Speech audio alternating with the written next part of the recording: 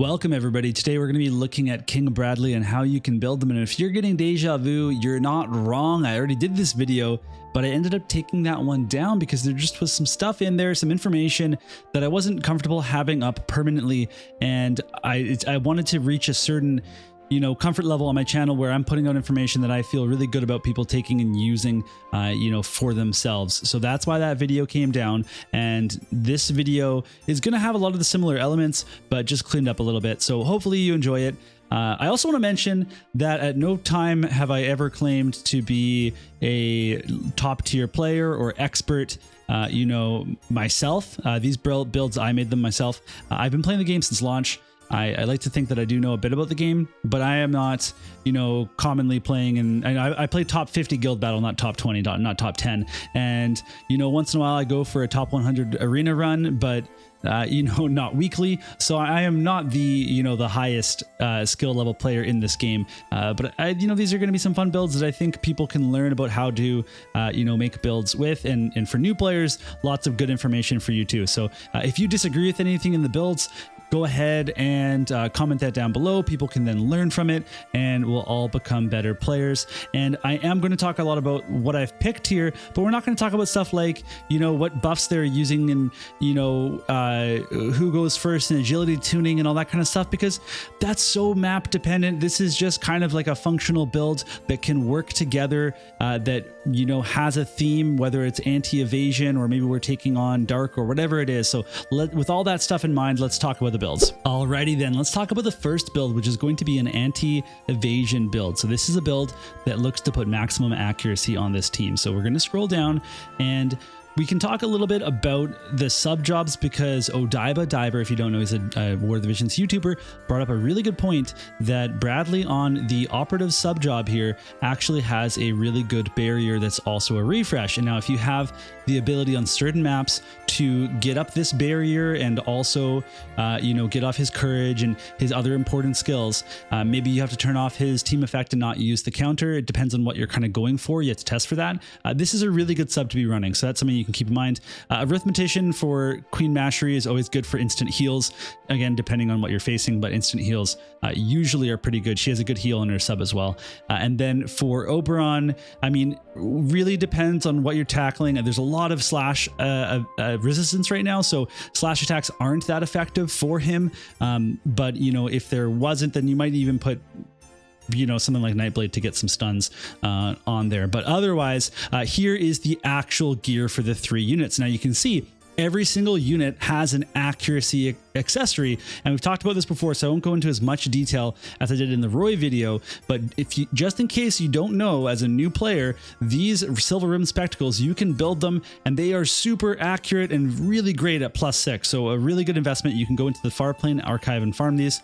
The Alexandrite rings are harder to get, but they are also really, really, really good. Now, we're going to get a raid rerun before too long, and you'll actually be able to craft these. But in the meantime, if you want some accuracy alternatives for Bradley, because you really want to use his weapon, the best alternative, like we talked about before, is probably going to be Ed's Pocket Watch. If you build that aim version, we can see it gets up to 24% accuracy, and that's going to be an okay version that we could run instead. We don't want to run an accuracy sword for the most part, because his assault sword is just so good for him that we'd rather have that.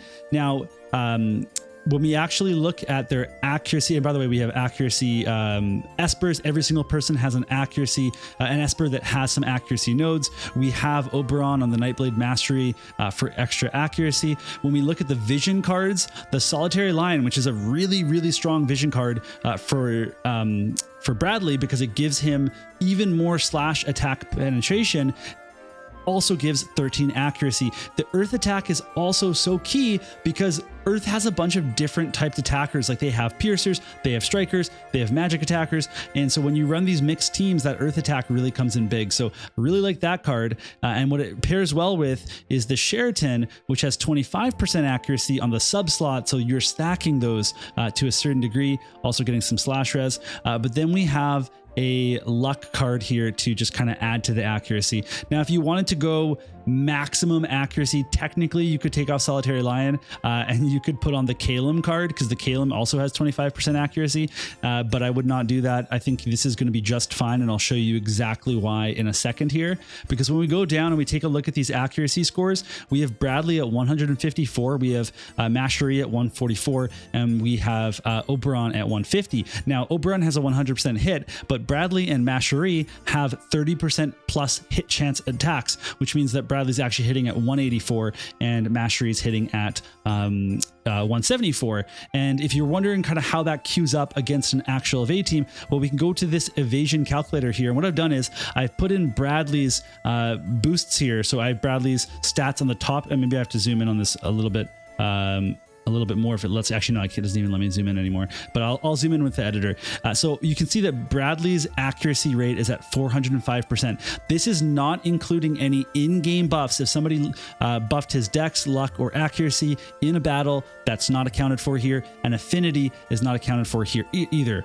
The agility and the luck and the evasion on the bottom is for a Yuffie who has used her in-game, not her actually, it's going to be Sorrow, has buffed her agility and her luck, oh sorry, her agility and her evasion by 25%. So this is a Yuffie, again, not accounting for affinity, standing next to like Sorrow or King Mont, but this is a Yuffie who is built fully for evade and has also got Sorrow's agility and luck buff on. And you can see here that the hit rate from the front is going to be 46%. However, when Bradley uses his plus 30% hit chance, it's actually 76% from the front. Now, if you attack from the side, that goes up by 15%. So that could actually go up to 61% and then 91 with the attack.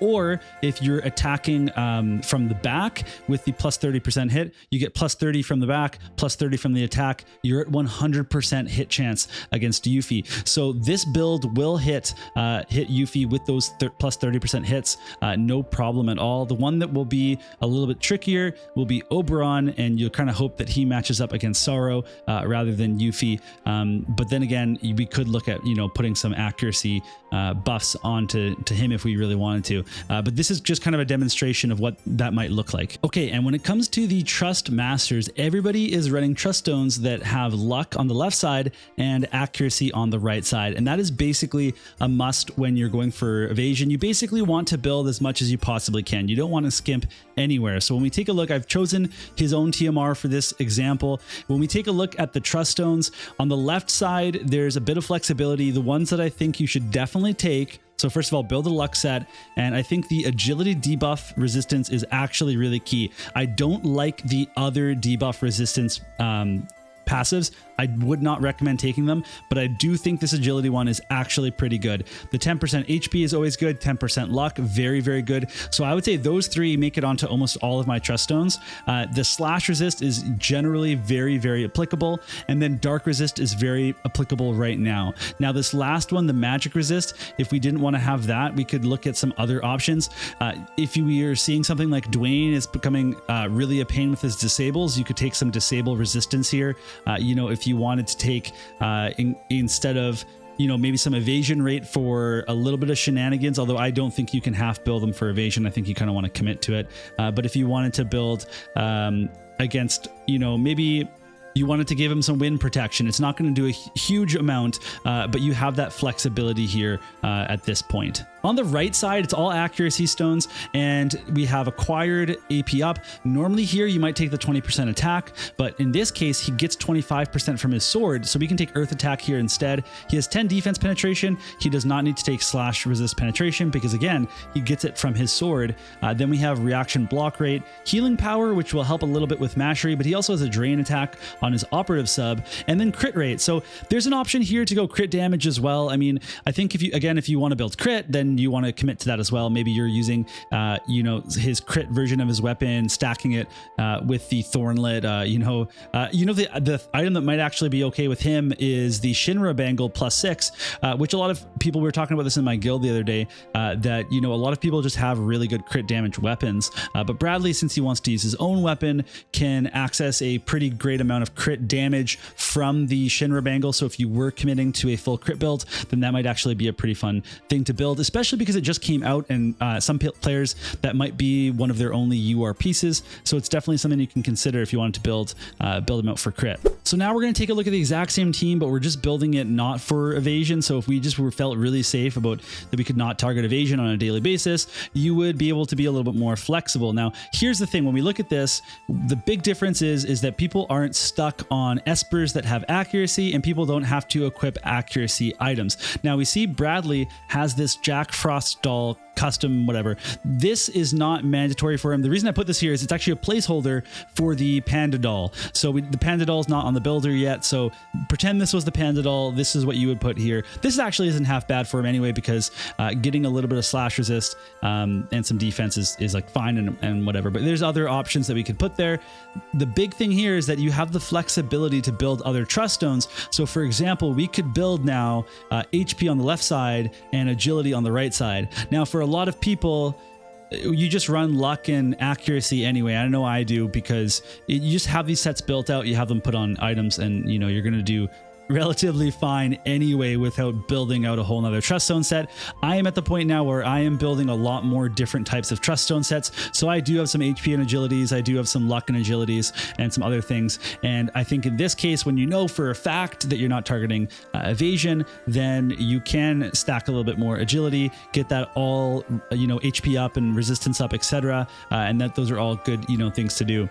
For mastery, we have some flexibility with her slot 2. I use the same other equipment for her. In this slot, I mean, there isn't really like too many options. The Galmia coat +6 is kind of fun to mess around with, because you do get 10% more magic from it, but you also get the human killer for the magic. So that's kind of interesting for her. And then otherwise, I mean, if you looked at accessories, I don't think there's anything too crazy here, unless you wanted some dark resistance from the Hope Scarf and, you know, to stack up against missile units.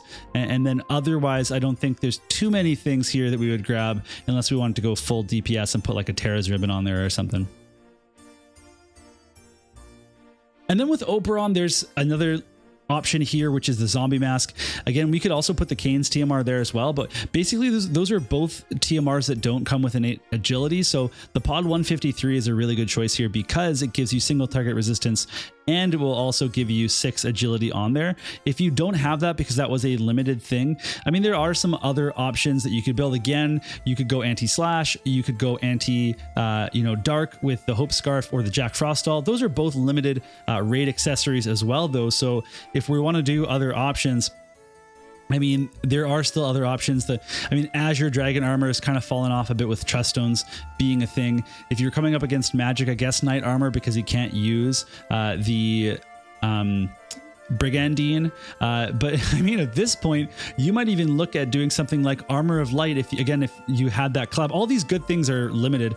Maybe if you're brand new, maybe then you would actually go all the way down here and you would maybe look at a golden armor, just because when we look at the golden armor here, at the +6 version of it, you do get 8% slash resist and 20 defense, which is pretty handy. You'd lose some agility though, so there's various options here depending on what you're actually you know, your account state is at. For vision cards, it's almost exactly the same, but we got to swap out the Secrets of the Heart for the luck, and instead everybody gets 50% attack from this Noctis vision card. Now, if you don't have the limited Noctis vision card, you could be stacking some other stuff here. Maybe you put an agility card in the main slot, and then you put an agility card in the sub slot, or maybe you have something like Titan. Titan's just generally a good, you know, vision card for attacking physical units for Earth. Otherwise, I mean, it really depends what you have to put on there. The other thing I would mention is that we can play around with Oberon's passives a little bit more. We don't need to have the accuracy passive on. The Tracer one's kind of cool to keep him in the air, but again, it depends on kind of what you're facing in the meta as to what you would actually pick. So when we look at this team, we can actually scroll down. We can see the accuracy values are way down from where they were before, but that's okay because we've gained a lot of other stats instead. Okay, this last one is a fun build. Nobody gets to call me out on it. It's kind of interesting to see how many stats we can get from these units when we don't build a full Earth team. And I've also made that video where I talk about all the other units that are coming out in the future that you can look at. But this one's kind of fun because we get to use 2 FMA units and there's some synergy here. And if you wanted to go all offense, you could put in any strike unit in this 3rd slot. If you wanted to put Edward in there, you could do that. If you wanted to put Raldor or Perrine or whoever else, like, I don't care.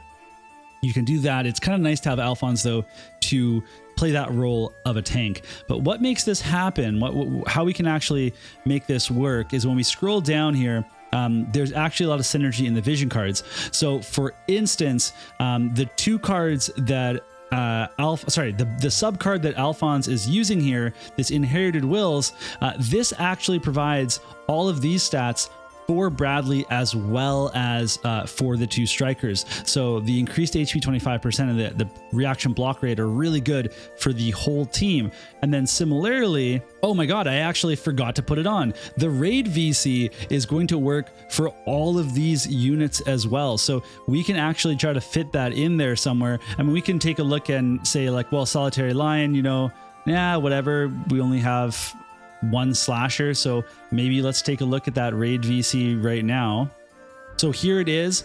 We can see that it has 30 critical rate, 20 crit damage, and 50% attack for everybody. So if we put that in the main slot, we're now getting 50% attack for the whole team, and then we have 50% attack for the Earth units in the sub slot. This is pretty spicy, and if we really wanted to, this sub card on Urel could actually be the Solitary Lion card. So we still get some slash resist pen if we really want to.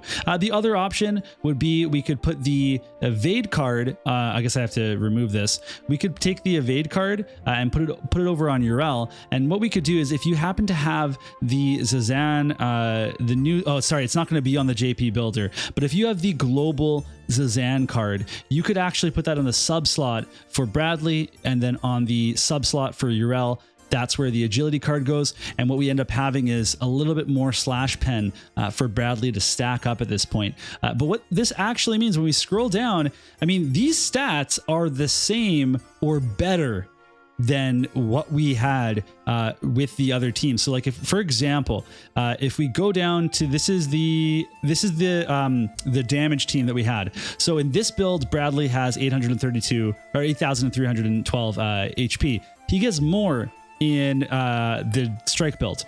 He has 6,000 attack on the strike build. He only has 1,400 in the other build. Now, there is a compensation. In the all Earth team, he has 86 Earth attack up.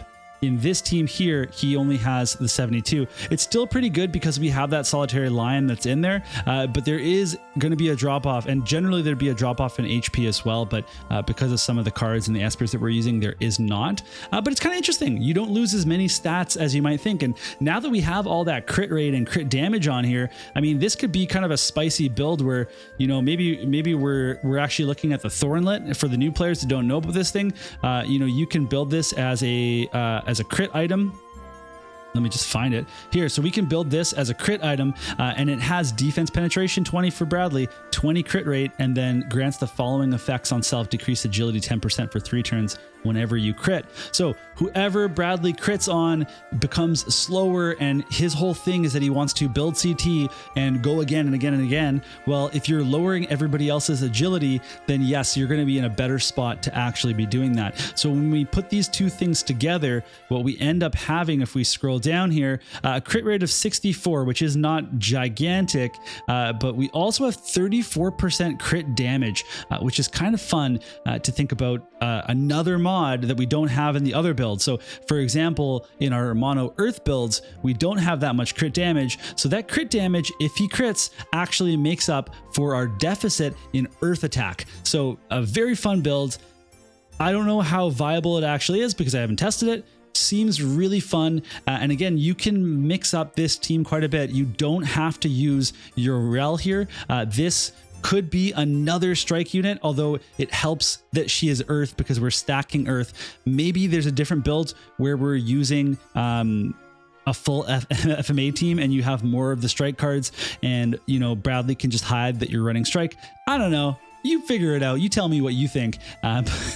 because I'm kind of getting off on a bit of a tangent at this point. All right, that's it for me. Hopefully you enjoyed the video and there was some useful information in here. You guys can let me know how you are building your Earth teams, your Bradley teams. Maybe there's no Earth in it besides Bradley. I don't know. You tell me what you're doing, and if you would change anything about what I was doing.